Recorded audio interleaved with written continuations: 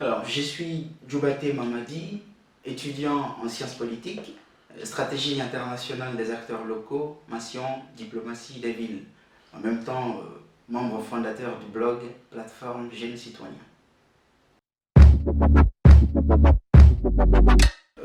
Disons que la saison 2, elle est mitigée parce que par manque de temps, on a dû court-circuiter la saison, même si je suis très fier de ce que nous avons pu faire ensemble.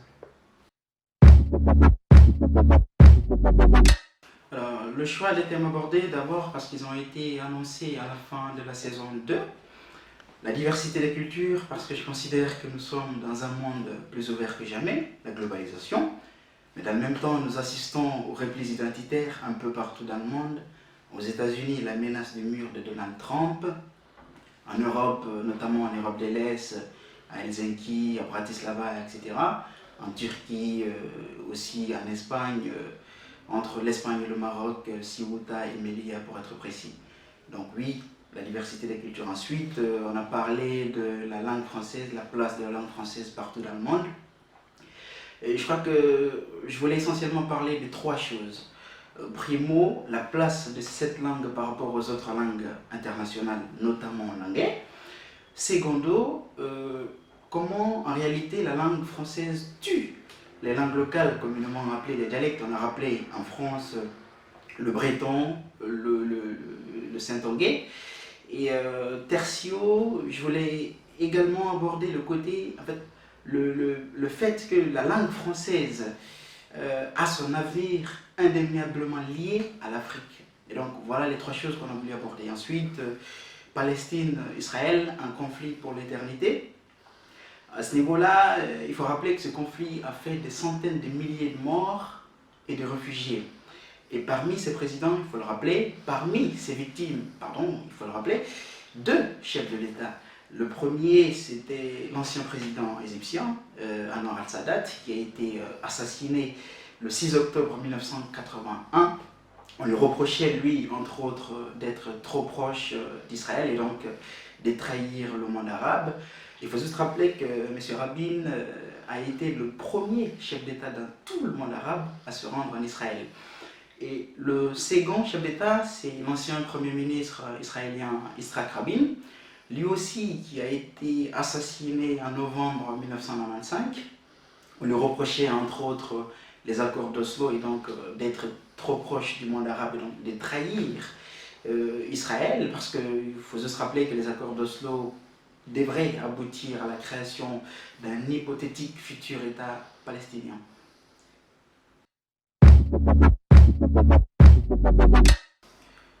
Le sionisme, je crois que c'était l'idée selon laquelle il fallait la création d'une entité nationale pour le peuple juif. Cela a été fait, c'est l'État d'Israël.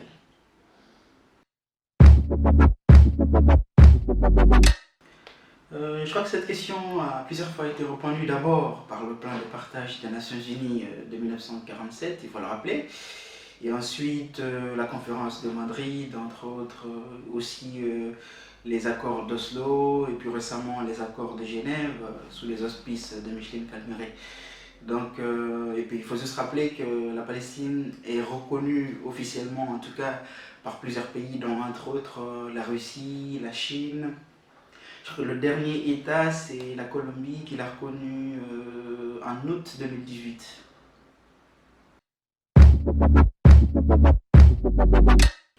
Je crois que j'ai du mal à m'identifier personnellement en une filiation politique absolue.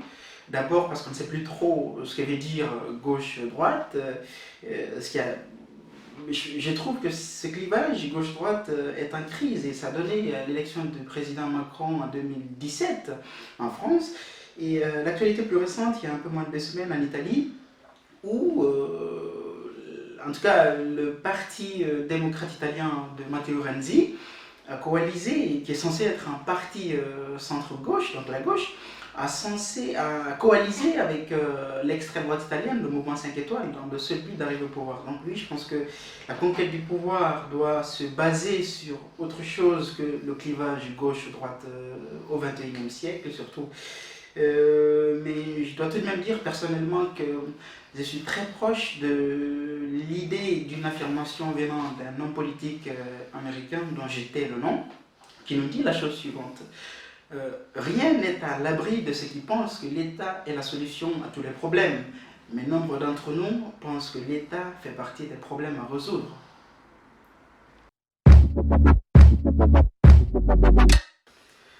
Dernier livre lu, c'est L'île de justice d'Amartya Sen.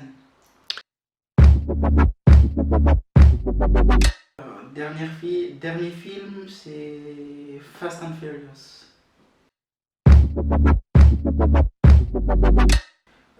Ce que j'aime, c'est lire, regarder l'actualité, regarder aussi les documentaires animaliers notamment et tout ce qui a un rapport avec l'aéronautique.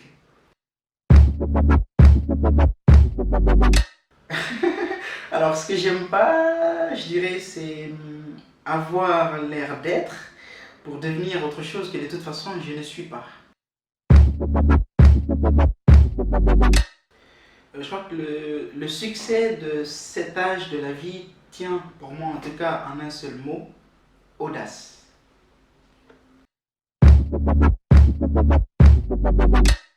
Je crois que citoyen, c'est un politicien qui ne sait pas très souvent qu'il en est un.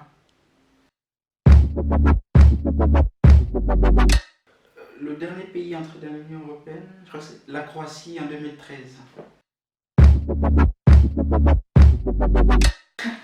Ah, je crois que c'est un piège parce qu'on peut tout de suite penser au Soudan du Sud parce que c'est le dernier État indépendant d'Afrique. Mais je dirais plutôt le Maroc. Le Maroc parce qu'il s'était retiré de l'Union africaine, je crois, en 1985-84, je crois, et est revenu en 2017. Donc oui, le Maroc.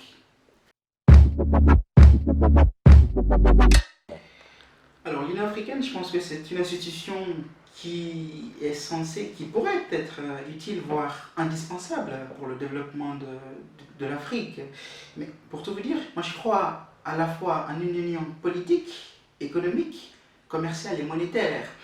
Et vous allez me dire, 54 États, c'est très difficile, mais je dois tout de même dire qu'une fois qu'on a dit ça, il faut préciser ce que c'est l'union.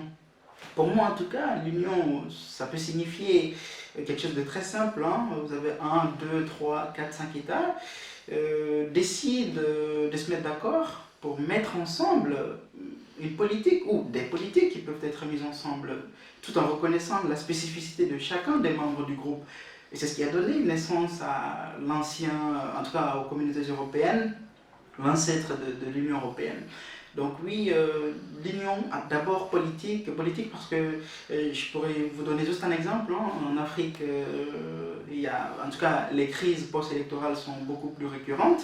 Et les États, en tout cas, les chefs d'État et de gouvernement de l'Union africaine pourraient se dire, bon, écoutez les gars, ce qu'on va faire, on va essayer de nous unir afin de, en tout cas, d'intégrer la notion d'état des droits dans notre union politique, à partir du moment où, je donne juste un exemple, les constitutions nationales prévoient un certain limite, en tout cas la limitation des mandats par exemple, et le chef d'État ou le gouvernement qui serait tenté d'aller au-delà de ce que sa constitution nationale permet, je pense que tous ces gens-là, en tout cas les autres chefs d'État pourraient s'élever pour dire tout simplement stop. Et donc, d'où le respect de l'état des droits. Et donc, ça pourrait aussi se traduire par une union, je l'ai dit tout à l'heure, en tout cas en ce qui concerne l'économie. Et je crois que c'est sur la bonne voie parce que le président Youssoufou Mahamadou, en tout cas sous son impulsion, il commence à mettre en place un système qu'ils appellent la zone de libre-échange continentale, et qui est, à mon avis, une très bonne idée, mais je pense que pour concrétiser cela, il faut un marché intérieur commun. Et l'Afrique a encore du mal à aller de l'avant dans ce sens-là, mais oui, je pense que vraiment, l'Union africaine pourrait être une institution utile pour l'Afrique. Et pour terminer là-dessus, je pense que on pourrait peut-être prendre l'exemple sur les États-Unis. Je ne dis pas que l'Union africaine doit tout de suite gratter, en tout cas aller vers les États-Unis d'Afrique, mais l'Amérique, il y a une constitution aux États-Unis, il y a un article dans la constitution américaine, 4 pour ne pas le citer, qui prévoit un principe très simple, le Full Faith and Credit Clause, qui signifie tout simplement je te fais confiance, toi aussi. Ce qui veut dire quoi? Qu'un acte valablement, un acte public, je dis bien, valablement contracté, par exemple dans l'état de l'Ohio, vaut tout à fait dans le Dakota du Nord et inversement. Donc oui, je pense que l'Union africaine pourrait en tout cas se pencher sur les différentes unions dans différents continents et puis afin d'en tirer une conclusion, en se disant tout simplement, nous sommes au XXIe siècle, on a droit de rendre compte au peuple et donc oui, à mon avis, pour couper court, l'Union africaine, je pense que ça pourrait être une institution très utile pour le développement de tout le continent africain.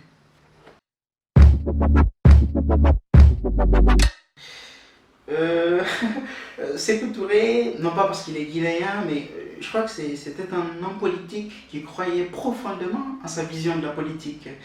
Et je crois que c'était un homme politique aussi qui croyait aux héros qu'il pouvait servir. Et il l'a fait deux fois, en tout cas entre autres deux fois dans sa vie, en disant d'abord non au général de Gaulle, chose qui ne se faisait pas à l'époque, voire très rarement. Et ensuite, il a arraché, entre guillemets, notre indépendance, l'indépendance de la Guinée à la France. Et donc, oui, au-delà de ça, je crois que c'était aussi un panafricain engagé. Et à ce titre d'ailleurs, il a écrit plusieurs ouvrages, dont entre autres L'Afrique en marche, L'Afrique et la révolution, pour une économie populaire et révolutionnaire, etc. etc.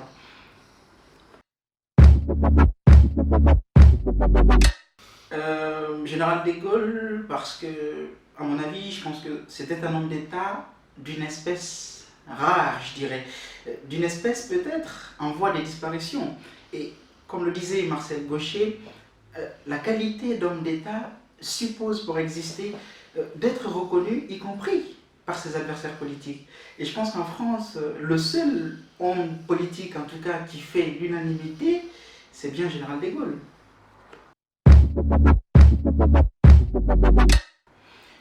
Je crois que les trois, je dirais, mais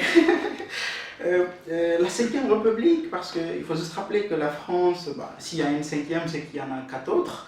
La première, c'était juste après la Révolution, elle n'a pas eu président. Ensuite, la deuxième, c'était 1848-1852, le neveu de Napoléon, lui Napoléon Bonaparte.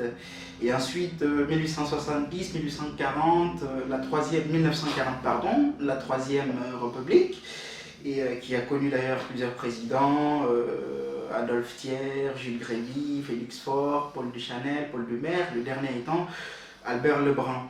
Et la quatrième République qui a commencé 1900, en tout cas après la Seconde Guerre mondiale 1946 et De Gaulle y a mis fin parce que c'était celle de parti en 1958 et a créé la Cinquième République. Mais ce que je dois tout de même dire sur la Cinquième République, c'est que en tout cas, elle me passionne par sa rigidité, mais aussi par sa souplesse.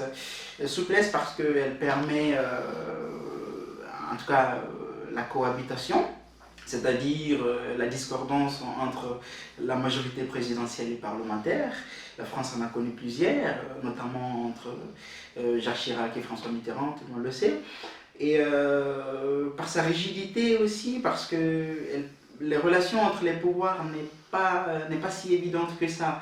Et quand on prend par exemple entre le Parlement et l'exécutif, parfois c'est tendu, parfois un peu moins.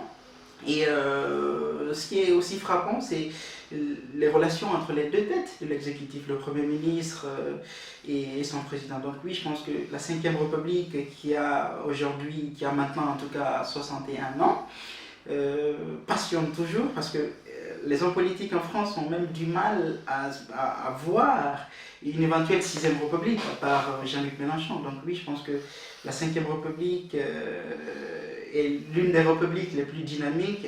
Elle n'est sans doute pas encore la plus longue, parce que la plus longue actuellement c'est la Troisième République, 70 ans de durée de vie, un record. Et donc oui, je pense que la Cinquième République est très passionnante pour un juriste que je suis, oui. Alors, les frères musulmans, parce que en fait, pour parler des frères musulmans en arabe, Akhwan al-Muslimin, il y a trois noms qui me viennent à l'idée tout de suite. Le premier, c'est Hassan al-Banna, c'est l'évidence, c'est le père fondateur. Il l'a créé en 1928 en Égypte. Et le deuxième, c'est Saïd Qutb.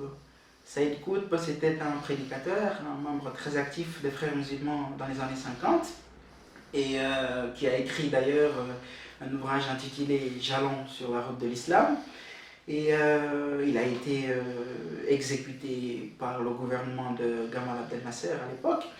Et ensuite, le troisième, c'est Abdullah Azzam. Abdullah Azzam, c'était aussi un prédicateur, mais bon, qui a rejoint les rangs de l'Al-Qaïda parce qu'il était parti en Afghanistan aux côtés de Ben Laden, aux côtés généralement des Moudjahidines, pour lutter contre l'invasion de l'Afghanistan par l'Union soviétique. Donc c'est ces trois noms qui me viennent à l'idée. Mais les frères musulmans, je pense qu'on pourrait résumer leurs idéologies en deux. La première, c'est qu'il faut tout de suite dire que la vision des frères musulmans, ils sont partis d'un constat très simple à l'époque. La société musulmane, d'une manière générale, est devenue très laïque, donc il faut réislamiser cette société, donc il faut réappliquer ce qu'ils appellent la charia. La deuxième, c'est de dire tout simplement que les frères musulmans, leur vision à long terme, c'est d'aboutir à la création du khalifa, donc l'ancien empire ottoman. Et aujourd'hui, en tout cas à ma dernière lecture, je pense que les frères musulmans sont présents dans près de 80 pays autour du monde. En Tunisie, ils sont représentés par Nardar. En Algérie, ils étaient représentés par le FIS, le Front islamique du salut, dans les années 80, de Abbasi Madani et de Ali Belhadj. Et ils sont aussi représentés, ils étaient représentés au Soudan par le Front national islamique soudanais. Et ils sont à Gaza, ils sont dans beaucoup d'autres pays du monde arabe d'une manière générale. Je pense que Ben Laden, parce que précisément, on est en septembre malheureusement aujourd'hui. Ben Laden, parce que pour parler de lui, je crois qu'il faut parler, il faut partir, pardon, de l'année 1979. Il se passe trois choses dans le monde arabe d'une manière générale. La première, c'est la prise d'otages dans la grande mosquée de la Mecque à l'époque. Et la deuxième, ça c'était en novembre, je crois, 1979. La deuxième, c'était la révolution iranienne. Et la troisième, c'était l'invasion de l'Afghanistan par l'Union soviétique. Et donc, Ben Laden est envoyé par l'Arabie Saoudite, il faut le rappeler, en tant qu'émissaire d'Arabie Saoudite aux côtés des Moudjahidines afin de lutter contre l'invasion soviétique de l'Afghanistan. Et ensuite, il faut juste rappeler que Ben Laden était, entre guillemets, l'ami des États-Unis parce que tout simplement le monde était bipolaire, le bloc de l'Est et le bloc de l'Ouest. Et donc, tous les ennemis de la Russie, de l'ancienne Union soviétique à l'époque, étaient considérés mathématiquement comme, entre guillemets, l'ami des États-Unis. Et à ce titre, d'ailleurs, Ben Laden a reçu, les Moudjahidines en général ont reçu des aides à la fois militaires et stratégiques des États-Unis à l'époque. Et à la fin de l'année 1980, en tout cas en février 1989, je crois, l'Union soviétique a quitté l'Afghanistan. Et donc, à la suite de ce que moi, personnellement, je considère comme une défaite militaire majeure. Et après ça, je pense que l'Occident, en tout cas, n'a pas tellement réfléchi à ce qu'allaient devenir les Moudjahidines. Donc, une équipe très armée jusqu'aux dents, je dirais, qui n'a plus de territoire à défendre ni de combats à mener. Et donc, la cible a changé à ce moment-là et ils se sont retournés contre l'Occident. Ils ont commencé avec les attentats de Nairobi qui ont fait à l'époque des victimes civiles à l'ambassade des États-Unis, et dont deux membres de la CIA. Et c'est là, les États-Unis ont pris bras-le-corps le projet. Et après, malheureusement, le 11 septembre 2001, il y a précisément 18 ans aujourd'hui, Al-Qaïda, qui veut dire la base, Al-Qaïda a frappé les États-Unis, qui a fait plus de 2000 morts. Et c'est là, encore une fois, les États-Unis ont recherché maintenant, en tout cas activement, Ben Laden, et jusqu'à ce qu'ils l'ont capturé au Pakistan, dans la petite ville d'Abbottabad, le 12 mai 2011. Et puis, pour terminer sur Ben Laden, je dirais que la justice américaine a levé toute poursuite contre lui. C'était le 17 juin 2011.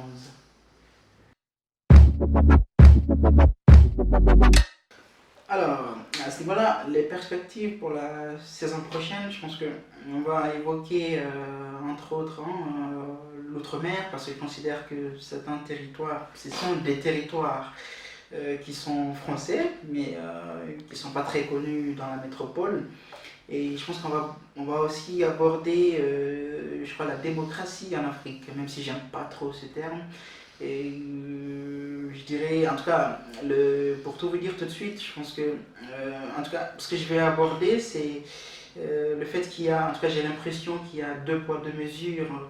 Parfois, il y a des dictateurs qui sont acceptés, parfois, il y a des dictateurs qu'on a forcément envie de faire quitter tout de suite.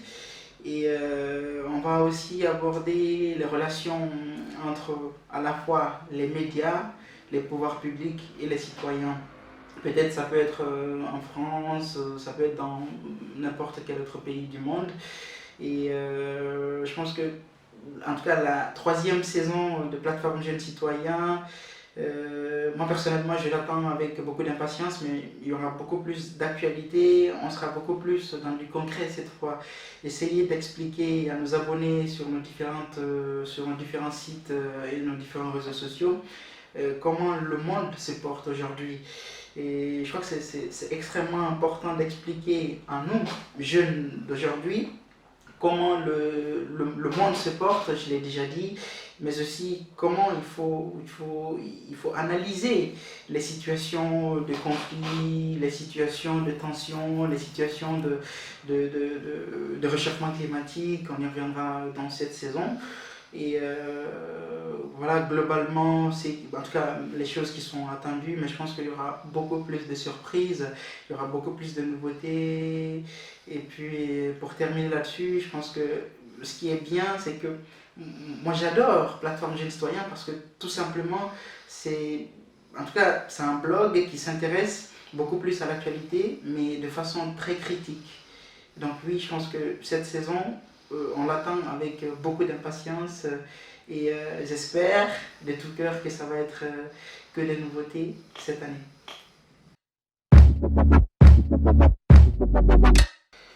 Un conseil pour la jeunesse, je pense que d'abord j'en fais partie, mais ce qui donne goût surtout à la réussite, c'est que l'échec est possible. Autrement dit, si on ne faisait que des choses dont on ne regrette pas, je pense qu'on n'apprécierait pas celle dont on est fier. Et donc à ce titre, je dois, en tout cas, un conseil un peu spécial cette fois pour la jeunesse de mon continent, d'Afrique. J'entends beaucoup actuellement à travers les réseaux sociaux qu'il faut tourner la page, il faut tourner telle page ou telle autre page. Et je crois que c'est important, mais je dois tout de suite dire qu'avant de tourner vraiment une page, il faut vraiment être sûr de l'avoir bien lu. Et à ce titre, pour terminer là-dessus, je dois dire à la jeunesse que nous sommes aujourd'hui, agis en ton lieu et pense avec le monde. J'étire cette citation du poète martiniquais